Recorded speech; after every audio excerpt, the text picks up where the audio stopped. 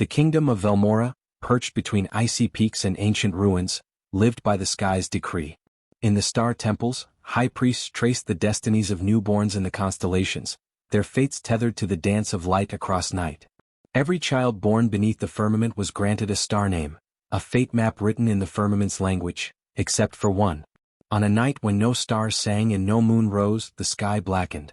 The eclipse came not with warning but with a sudden stillness. Birds fell silent. The sacred fountains froze mid-trickle.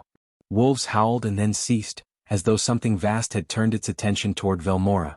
It was then that the child came into the world. She emerged screaming, not with the sharp cries of a newborn but a raw, guttural wail that cracked the silence of the midwife's chamber. The flame circle on her chest began to smolder before she even drew her first full breath, a spiral that pulsed like a beating heart, ember red against her fragile skin. One of the midwives dropped her cloth and stepped back. "She bears the spiral flame," she gasped, eyes wide in horror. The sky refused her name. The head priest of the royal observatory, Brother Halrix, was summoned in haste. He examined the infant in tense quiet, his fingers trembling as he touched the edge of the mark. "No stars were visible," he murmured, "and no name answered. Her fate is not written." "She has no fate?" whispered the queen's attendant, clutching a protective charm to her chest. "She is not cursed by stars," Halrix said grimly. "She is cursed by absence." That single sentence sealed the child's fate. In the royal palace, a bitter storm gathered behind closed doors. The queen, having given her final breath in labor, lay still in a bed of crushed violets. Her death, sudden and unexplained, was seen by many as the final confirmation. The child had been born under a sky devoid of mercy. The king, Lord Raylan of House Orenthris, stood at the threshold of the birthing chamber wrapped in layers of silver-threaded mourning robes. He did not weep. His eyes were as cold as the wastes beyond the northern walls. "You will not name her," he said to Halrix. "No blessing. No cradle song. No recognition." "But my liege," Halrix began, "we must." "No," Raylan said, voice hollow. "She is not of my line. Not of the realm. If the stars deny her, so shall I." The king summoned his winter guard, men armored in black steel and wolf pelts. Silent, unquestioning. He gave them the child wrapped in a coarse blanket, no warmer than the grave. The spiral flame still burned faintly on her chest. "Take her into the wastes," he ordered. "Let the snows swallow her." No one questioned the decree. To do so was treason. To shield a cursed child was a crime against fate itself. They carried her into the night.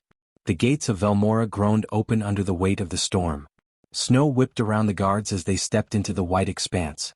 The waste stretched endless, a realm of stone and silence, where ancient spirits whispered in ice caverns and bone trees marked forgotten paths. They trudged to the edge of the hollow drift, a deep ravine where the wind moaned like morning bells. "She's still alive," said one guard reluctant. "Still warm somehow." "She won't be for long," replied the other, placing her gently upon a ledge of frost-veined rock. "The cold takes even wolves in hours. She won't cry long." But she did not cry. The infant watched them with wide, glassy eyes. The spiral flame glowed faintly, a slow pulse. The moment the guards turned their backs, the wind shifted. It wasn't the wild wind of winter, nor the sharp edge of storm. It was something older, intelligent, purposeful. It circled the child like a whispered chant, brushing her skin like ghost fingers. The guards paused as if hearing something they couldn't quite place. "What is?" The snow rose suddenly, blinding them. When it cleared, the child was gone. They scoured the ridge. They called to the wind, though they had no name to call. The spiral flame had vanished into the white. And the wastes grew silent again. In Velmora, the king returned to his throne room and declared the child stillborn. No official record bore her existence. No servants whispered her features. The birthing chamber was cleansed in sacred fire, and no one dared speak of the queen's final night. Yet not all memories could be burned.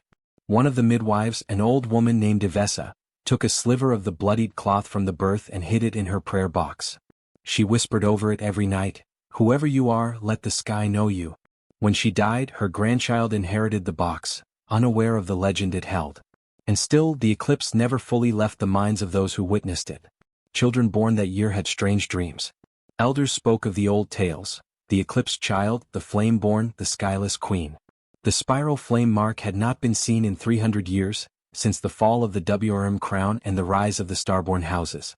It was said to be the sign of one who walked outside fate, who could bend destiny with breath alone. And somewhere deep in the wastes, wrapped in snow and wind and ancient silence, the child lived. The wind cradled her like a mother would. Strange lights flickered above her, not stars but things that remembered being stars. A great creature, neither beast nor spirit, emerged from beneath the frost and watched her with eyes like frozen moons. It did not devour her. It did not pass her by. It bowed. And the wind whispered her name. Not one given, not one written, but one claimed. She smiled. And far away in the high tower of Velmora's astrologers, the great glass lens of the sky table cracked, spontaneously, violently, spelling out a single warning in starlight shards. The flame that was forgotten shall rise before midnight falls. None knew what it meant. But the wind did. And the spiral flame began to burn again. The wind had moods in the wastes, sharp as knives one day, whispering lullabies the next. Varel learned to listen. She knew the difference between a warning and an invitation, the shift of the snow when something buried breathed beneath. Years passed unnoticed. She aged not as other children did. No village marked her seasons, no elders counted her days. But the crow never left. Its feathers shimmered with gold, not like a trick of the light but like molten sunlight made still.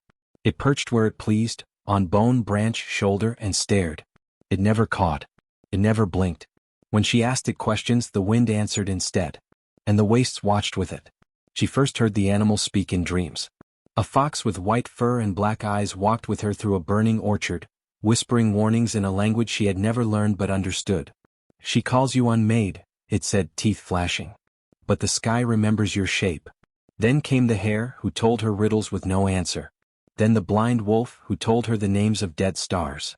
When she woke, her footprints glowed faintly behind her, fading before noon. The gold-feathered crow brought her strange things. Once, a ring of glass, perfect, unbroken, humming with warmth. Another time, a page torn from something ancient.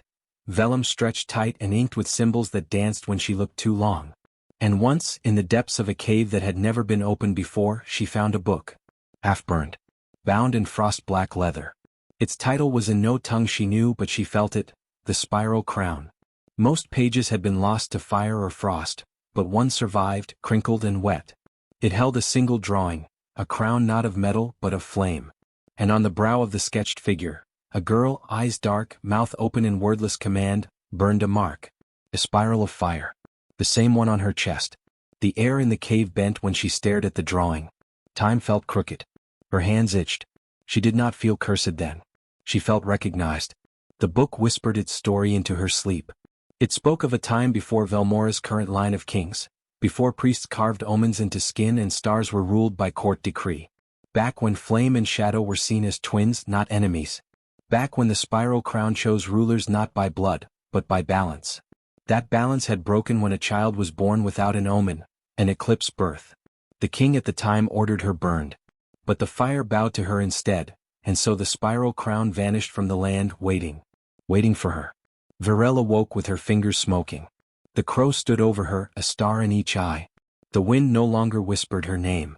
It sang it. After that, the world changed more quickly. Clocks in the outpost settlements cracked when she passed. Flames bent toward her. People forgot what they were saying when they looked into her eyes. Mirrors refused to reflect her face. And always, she felt eyes watching from the edge of firelight, as if the wastes themselves waited for her next move. She began to write. On cave walls, on trees in snow. Symbols of flame and star, learned from dreams, traced with ash and spit and blood. The animals watched. The crow brought more pages. The wind howled in strange patterns, sometimes angry, sometimes celebratory. She carved the spiral crown into a cliffside and watched it glow at moonrise. Strangers came to her in dreams, masked figures in velvet, pale boys with antlers, old women with ink-stained hands. They called her Queen of the Markless Flame.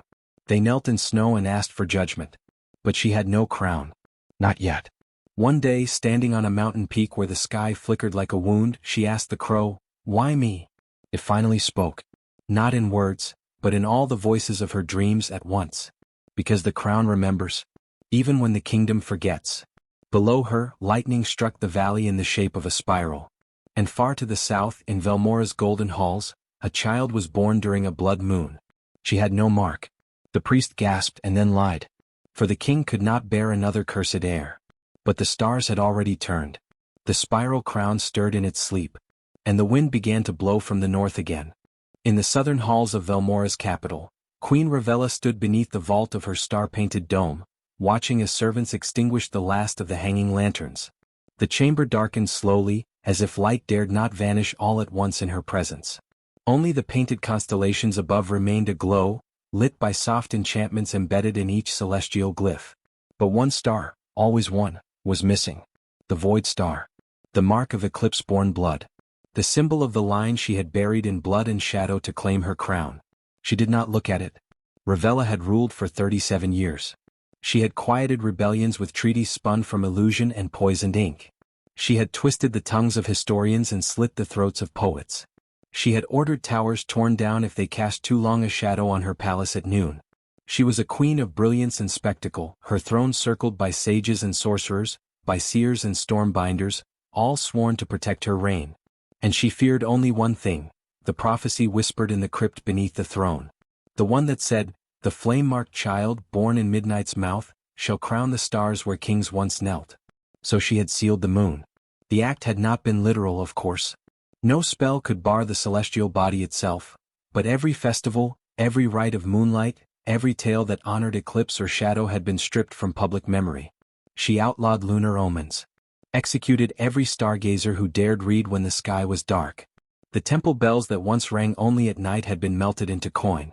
It had worked, for a time. Then the seers began to murmur. The omens returned subtly. A star that pulsed wrong in the dawn. A servant girl dreaming of spiral crowns. A field of frost in midsummer shaped like a child's footprint. One of Ravella's high augurs fainted mid-reading, clutching a vision of the flame in flesh, wearing dusk as her cloak. When he woke he was blind. He wept not from pain but awe. "She comes," he said. "Not to burn the kingdom, but to wake it." Ravella burned his body to ash and scattered him in the northern wind. The rest of her council fell silent. Then the golden-feathered crow was spotted. At first the queen dismissed it. A child's tale, nothing more. But it kept returning. Perching on palace spires. Nesting in the garden of glass roses. One of the court diviners, upon seeing it, tore her own tongue out. The message was clear. The queen summoned her secret order, the Silent Watch. Assassins without names, born in shadows, trained in silence. She gave no speech. Only a scroll. On it, a single mark was drawn, the spiral flame. Their mission was clear. Find the girl. Kill her. Do not speak her name. Do not record her death. Erase her from the wind. In private, Ravella met with her last living ancestor, a withered sorceress with no eyes, who sat always in a tub of starlight water. The queen demanded answers. The sorceress only laughed, her voice like glass breaking underwater. "You sealed the moon, child. But you forgot one thing." "What?" Ravella hissed. "You cannot unwrite midnight." For the first time in decades the queen did not sleep. She stared into the hearth until the flames curved away from her. She whispered the forbidden name of the spiral crown and felt the stone beneath her crack slightly in reply. From that night on she forbade all mirrors in the palace. None must reflect what she might become. The stars outside her tower dimmed. And in the gardens the roses wilted, every one of them turning black at the edges as though frost and fire had met in secret and agreed to curse the bloom. The kingdom held its breath. In the north, where winds howled and wolves circled, the gold-feathered crow landed on a girl's shoulder. She raised her hand and the stars blinked just once. Ravella, watching from her high spire, felt a chill in her crown. And somewhere beneath the palace, a forgotten seed began to stir. Ask ChatGPT. At the first toll of the queen's jubilee bell, the sky fractured. It began as sound, not light, a single note, high and clean, cast from the great bell tower of Velmora's central cathedral, a chime meant to travel the length of the kingdom in ripples of praise. Instead it cracked the air like a blade splitting glass. Every bell across Velmora, from the golden echo chimes in mountain sanctuaries to the humble rust-iron bells in fishermen's shrines, broke. No one knew where the sound ended, only that it had begun from the palace, and that it had shattered the sky.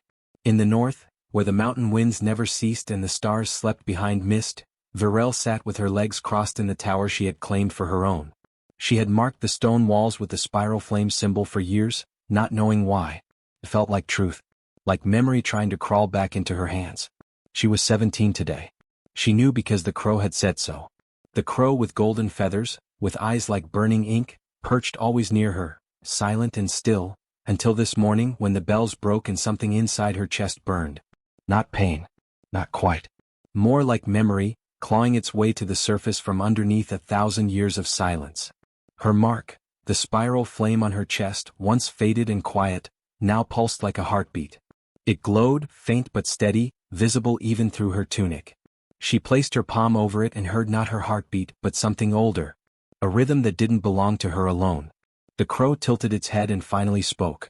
Not in any language Varel had ever heard. Not in a whisper either. It was a low, chiming voice, not human, not bird, a song woven into syllables that bent the room. The tower shivered.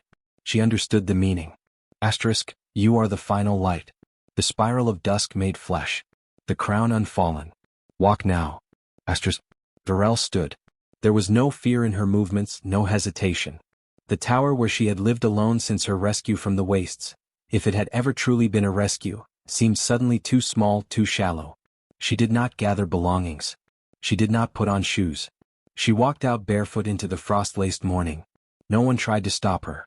The villagers saw her pass like a ghost in the mist. Her dark hair caught wind though the air was still. Her feet left steaming prints on the frost-hardened dirt. Those who caught a glimpse of her face saw not youth, but something infinite watching through her eyes. The spiral mark on her chest bled soft golden light through her tunic. And always, above her shoulder, the crow circled in slow arcs.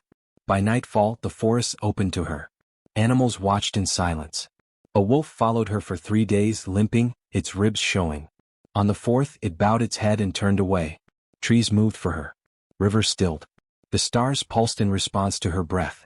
In the capital, word of the bells breaking spread like fire. Ravella sat on her throne of obsidian, her eyes hollow from lack of sleep.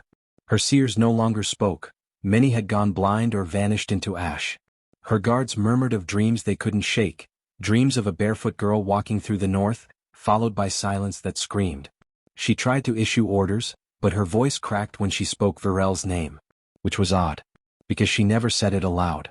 She had never been told the name. The scribes who had recorded it at birth had died in a fire a week after. The only witness to her first breath had disappeared. The name had been erased, the prophecy locked, the sky sealed. And still, it returned. The queen began burning books. Star charts. Histories. Symbols. Still the name echoed in cracks, in chimes, in silence. She tried to drown it in gold and flame. But the bells would not ring. And the sky would not forget. Varel reached the border village of Elenstone by the 7th day. She sat at the well in the center of town and waited. The townspeople brought her bread, but she did not eat. A child approached her and asked her name. Varel looked into the child's eyes, and the child smiled. Your name tastes like wind and fire, the child said, and ran off to draw spiral crowns in the dust. That night, old men who had lost their speech found words again. A dying woman stood and walked into the field, her back straight. The village watched the stars and wept, though none could say why. The next day Varel walked on. The golden crow now sang to her, not constant but clear. Songs of the old kings, of the flame-crowned queens whose reigns were buried. Of the eclipse line betrayed and slaughtered. Of a birth that broke the sky and a cradle buried in snow. And always the refrain. Asterisk, the spiral turns. Midnight remembers. The crown must burn before it fits. Asterisk. She crossed through the dead hollow where the stars had not been seen in a decade. As she passed, the mist split, and the stars reappeared, each one shaped like a tiny spiral. An old priestess waiting in the hollow knelt and kissed the dirt. She did not look up. By the time Varel reached the capital gates, guards could no longer hold their weapons. Some fled. Some knelt. Others simply laid their swords down and began to hum old lullabies they hadn't heard since infancy. Bells lay in pieces across the land, but the spiral light sang in their silence. The sky turned dark, not from storm but from eclipse. It was not planned. The queen looked up and screamed. In the square below, a barefoot girl walked slowly, the mark on her chest pulsing like a flame. At the exact moment midnight struck, every clock stopped. And the crown cracked. Not by hand. But from within. It was only beginning. The sky never stayed the same when she walked beneath it. Clouds turned the wrong way. Roads that once led to cities curved gently into forests that had no name. Time unraveled behind her like a ribbon dropped into the wind. Varel did not speak, but her silence carried the weight of 1,000 ancient echoes, whispers spoken once at the beginning of kingdoms, now remembered by the dust that clung to her feet.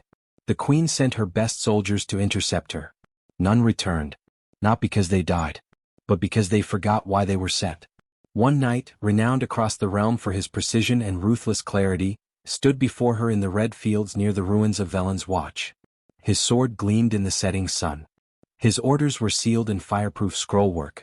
His horse was bred to fear nothing. He looked into her eyes and dropped his blade. He could not remember her name. He could not remember his own. He only remembered that the spiral mark glowing through her tunic looked like something he had seen in a dream long ago, when he was a child afraid of the dark. He knelt, and she walked past. The spiral crown mark across her chest glowed steady, unhurried. Her bare feet never cracked the twigs or crushed the flowers beneath. All things bowed to her, not in ritual, not in awe, but as if the world itself remembered what had once been forgotten. In the queen's tower, Ravella's hands shook. Her spellbooks refused to open. Her potions dried. Mirrors refused to hold her reflection. Her magic was unraveling not because of poison or sabotage, but because the order of the realm, the false spell she had built atop lies and eclipsed truth, was beginning to peel away. She could feel it in the ache of her bones. Her scryers had stopped reporting. One had gouged out their own eyes after glimpsing Virel walking across a field of blooming stars. Another simply stood, walked into the sea and vanished beneath the waves. Those few seers who remained whispered a name. Not a word, not a phrase. Just a pressure in the mouth when they tried to speak. A feeling of something waiting. In a monastery far from the capital, a scribe woke from a dream with tears in his eyes. He had never seen her in life. But in the dream she walked through his childhood orchard, and the trees bent to her. Her crown was flame. Her mark burned. Her silence wept. He picked up a chisel and walked to the temple wall. In steady strokes, he carved the shape he had seen in his sleep. A spiral. A crown. A flame. He carved her name beneath it, letters he had never learned but knew. The stone cracked. And bled. A line of red seeped from the carving, running down the temple wall, hissing as it touched the floor. The abbot rushed to stop him but could not move. Every bell in the temple shattered. The scribes fell to their knees. The scribe looked at what he had carved and whispered, "She is not the curse. She is what the curse remembers." Back in the capital, Queen Ravella could no longer enter her own throne room. The doors refused to open at her touch. The marble spiral in the ceiling, long covered by banners, had begun to glow and nothing would dim it. She tore down every tapestry, ordered every record of the eclipse birth burned again. But ashes would not stay ash. They gathered in corners and formed the spiral again. No spell held. No words kept. She dreamed of Virel now every night, never fully seeing her face, only the spiral light, the flame crown aura, the quiet that broke the soul. And each morning she woke older, more hollow. Virel walked on. Villages that had known her as a child, those who had turned their backs or refused her shelter, now opened their doors in silence. They left her food without question. They wept without reason. Babies stopped crying when she passed. Elders stood straighter. Animals gathered and did not flee. No one asked for miracles. They only remembered, as if something long buried in their bones had begun to stir. The wind carried her name, but not as a word. As a rhythm. A shape. A mark inside the mind. The spiral. And everywhere she passed, roads forgot themselves. Maps failed. Time blinked. Some called it a curse. But Virel walked without malice. The curse was never in her. It was in the memory of those who betrayed her. In the lies that built a throne from stolen night. In the silence that tried to bury a name that had been written in stars before the first king dreamed of power. The curse was memory. And memory had returned. Time is the one crown no ruler may wear, and Queen Ravella had forgotten that. When word reached her of the stone bleeding in the east, of the forest paths bending toward a single traveler, of soldiers with no memories kneeling before a girl they could not name, Ravella did what all dying monarchs do. She tried to make time obey her. She ordered the palace clocks to be sealed at 1 minute to midnight. Not broken, not destroyed, frozen. She filled the gearworks with gold filings and sealed the housings with spells of resistance. No bell would strike the turning hour. No hand would move past the dark. The sun was commanded to linger, through sorcery, through sacrifice. 100 lanterns were lit upon the palace walls, their flames bound by blood to glow forever. High fires were stoked on the capital's towers. Ravella dressed in robes of mirror silk and stood on the tallest balcony with arms raised and voice cracked, commanding daylight not to end. But the sun bowed only for the stars. And the stars had waited long enough. The sky darkened anyway, slowly then all at once. The moment Ravella declared her name 3 times into the wind and bound the sun's hold with a circle of queen's blood, the stars behind her flared. Bright, vivid, alive. They had not been seen that clearly in decades. They lit the heavens with unfamiliar constellations, spiral shapes, burning crowns, broken chains. Across the realm, people stepped from homes to look upward. None spoke. They didn't need to. The silence had its own story, and it was older than any spoken by Ravella's decrees. Then the palace flames began to flicker. Just a little at first. A nervous twitch in the lantern light. Then one extinguished. Then another.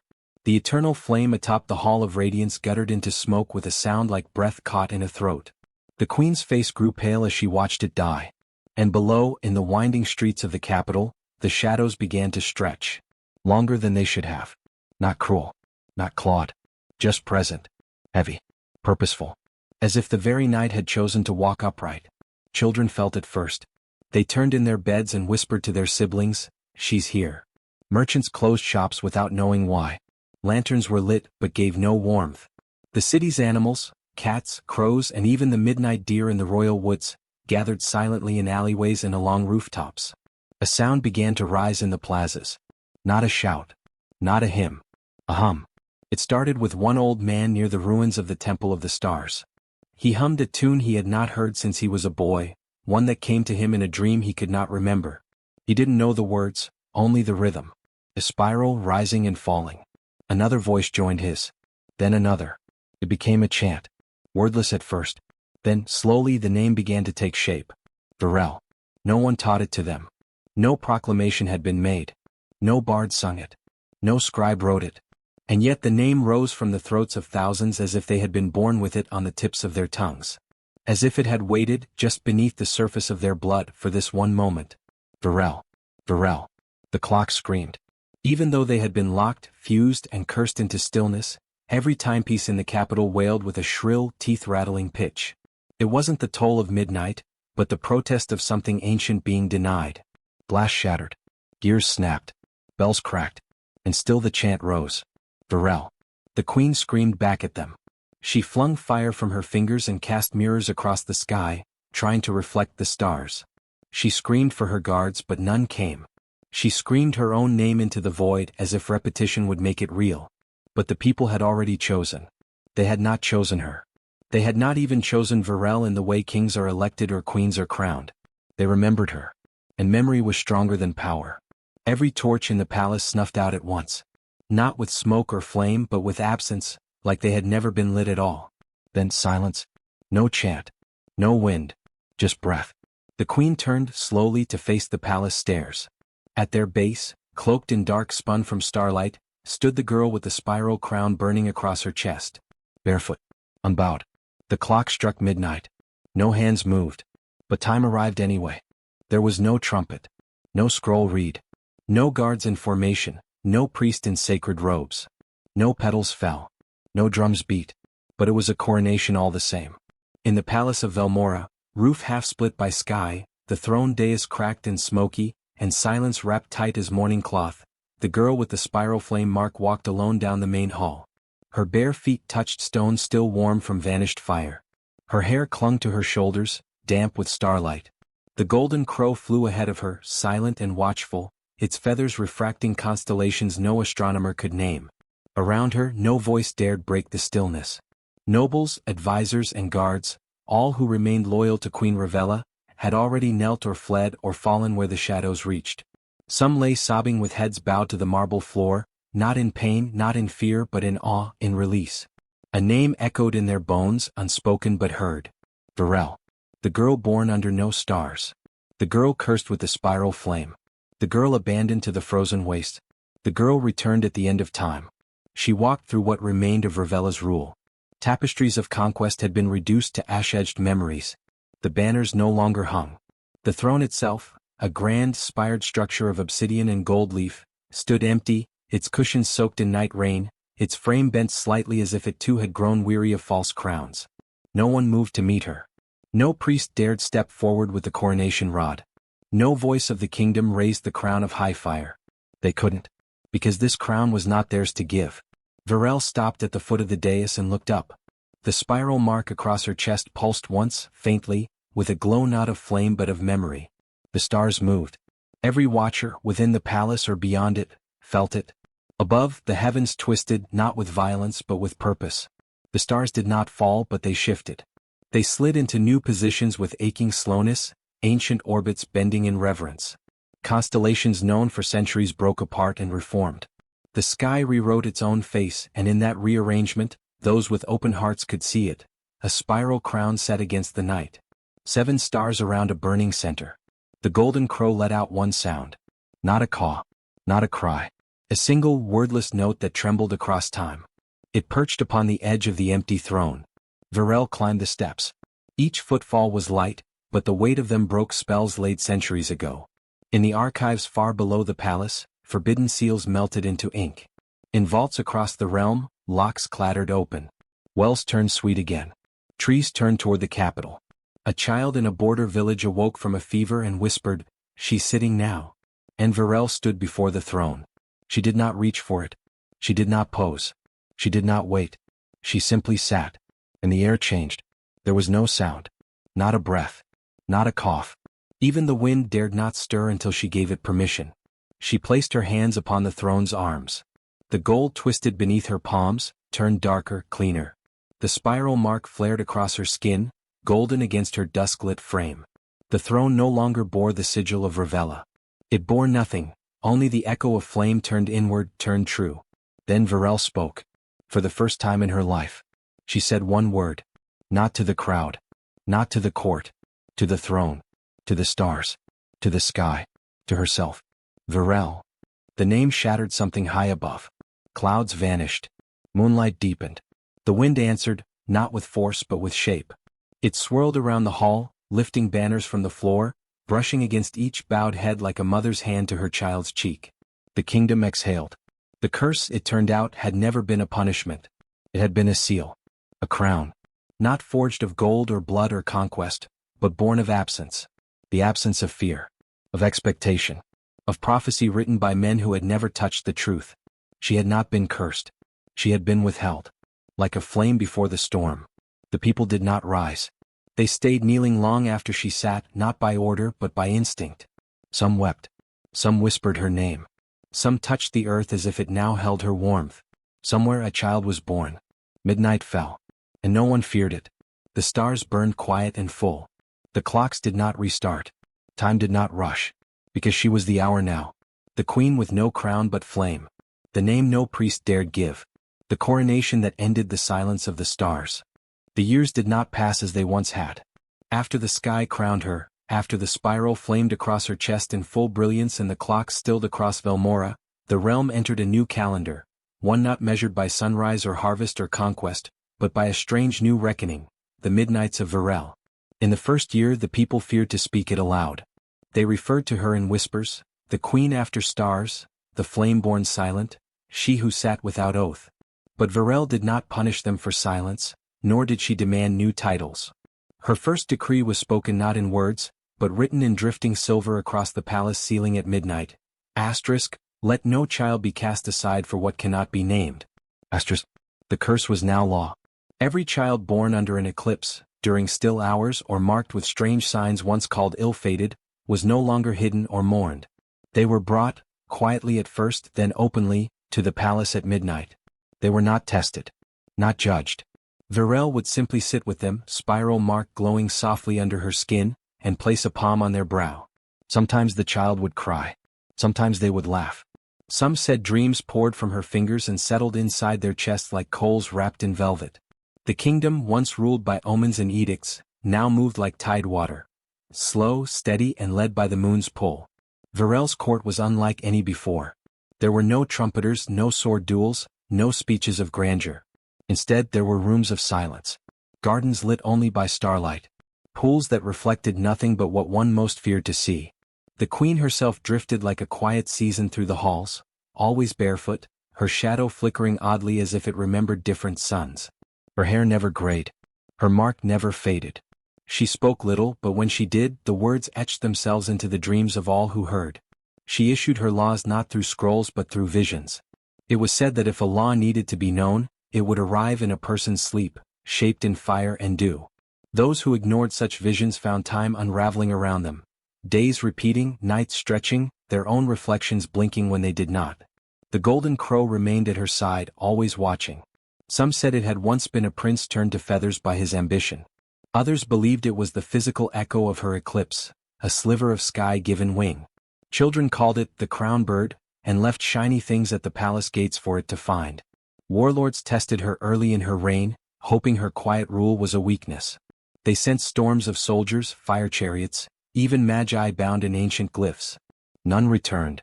Or worse, some returned with their names forgotten, their swords rusted to the bone, their eyes locked to the moon forever. Velmora no longer celebrated dawn. Instead, every month on the night of no moon, the people lit spiral-shaped candles and told stories not of battles won, but of curses survived. Curses endured. Curses that bloomed. They sang lullabies in strange tongues to babies born with dark marks. In mountain villages, midwives traced tiny spirals on the foreheads of the newly born, murmuring prayers to Virel, not as queen but as keeper of the unlit hour. No royal painter could capture her image. No sculpture held her eyes long. The only likeness of her that endured was a single carving etched into the midnight gate of the palace. A figure sitting on a spiral flame, her hands stretched toward the stars, not to catch them but to remind them who they once were. The capital itself changed. Lanterns were doused after sunset. Markets ran beneath moonlight. Scholars wrote by starglow. Temples turned their altars westward, toward the direction from which Virel had first come walking, barefoot and radiant. A library was built without windows, open only at night, filled with books that told their stories backward. There were those who resented her. Who wished for louder rule, for gold and spectacle and the old drums of empire. But they were few. And over time they forgot what their resentment had been shaped around. Her silence softened their sharpness. Her presence bent their cruelty without breaking it. She never named a successor. She never married, never bore children, never took a consort.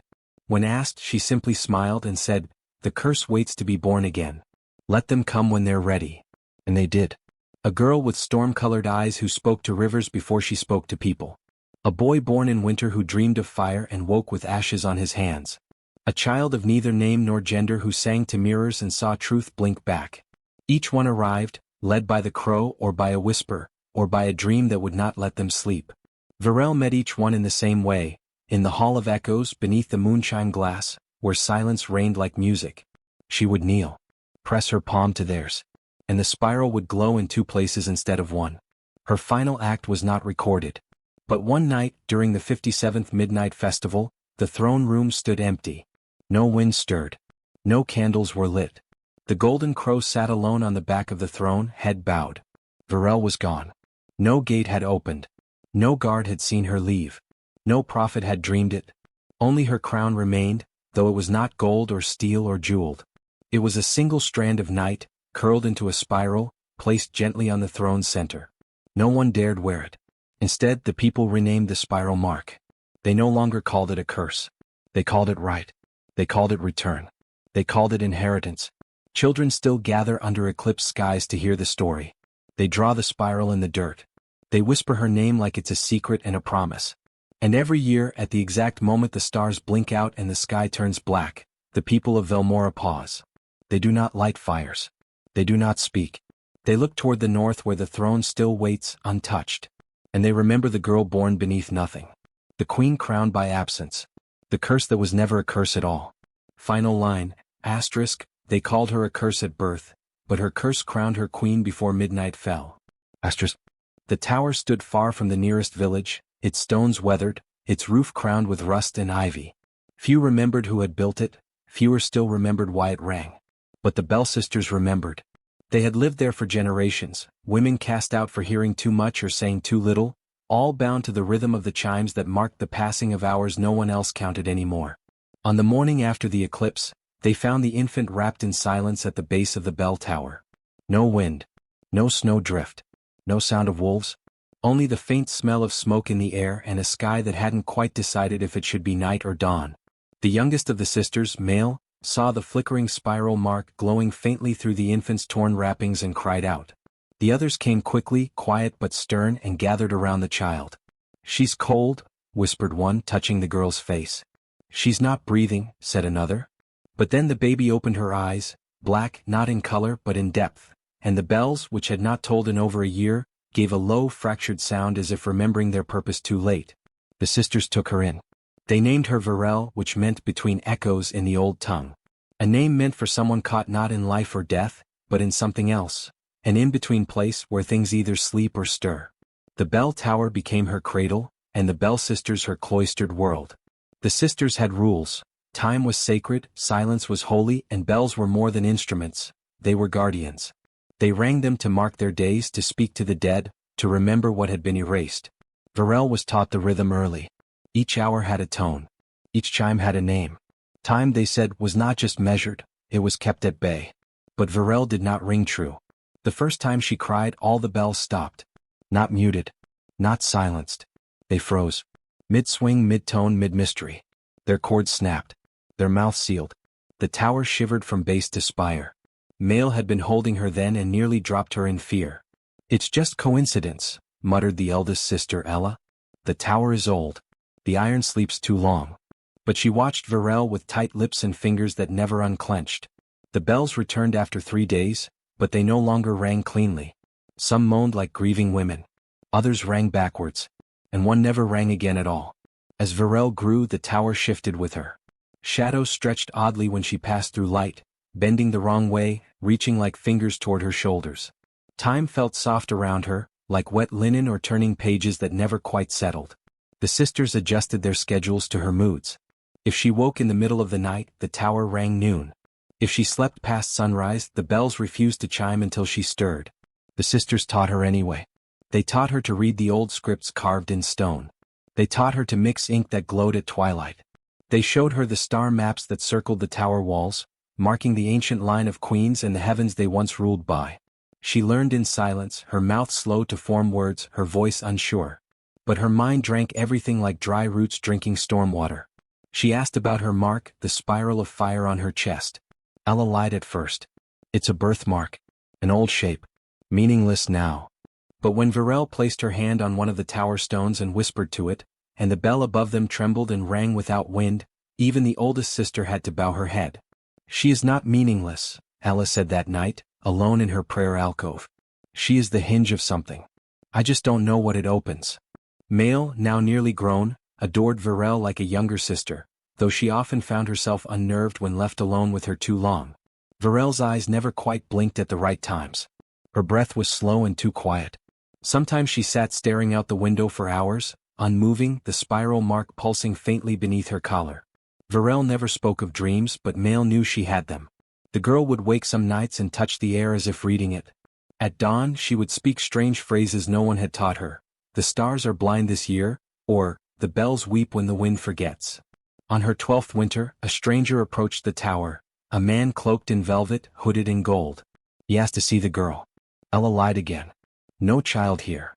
But the man dropped a coin carved with the queen's face and replied, "Then you're guarding a ghost." He vanished before the next bell could ring. After that, the sisters tightened the tower. Wardings, chalk circles, iron nails dipped in black salt. But they knew the old stories. A child born without stars was a child marked by fate, not protected from it. The queen had outlawed eclipses from mention. The old bloodlines had been broken for generations. The curse was said to be ended. But the mark on Varel's chest said otherwise. It glowed brighter each year, and when the bells rang they no longer marked hours, they marked warnings. When Varel turned 15, Mail gave her a notebook stitched from old tower cloth. "Write down what the bells say to you," she whispered. Varel smiled for the first time in months. She wrote. Not words. Not at first. Symbols. Spirals. A sun split in 3. A throne that melted.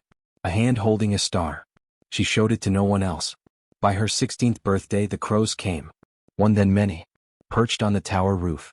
Cawed not like birds but like things trying to remember how to scream. One crow, gold-feathered and silent, followed her closely, never touching her but always present. If she moved it moved. If she wept, it tilted its head and watched. Mail asked her, "Why does it follow you?" Varel said, "It was there when I was born. I think it came to see how I end." The sisters began to avoid her then, not cruelly, not unkindly, but with the quiet fear one gives a storm seen far off. They stopped teaching her. She stopped asking. At 17 she stood in the center of the tower and looked up.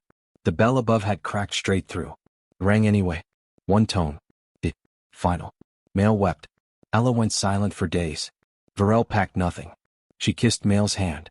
Thank you, she said, only her second word in years. Then she walked barefoot out of the tower and down the winding path, the golden crow circling above. Behind her, the bells that had rung for generations fell silent again. None would ring until her name echoed through the capital. Until time again remembered who she was. Until midnight came to claim the throne.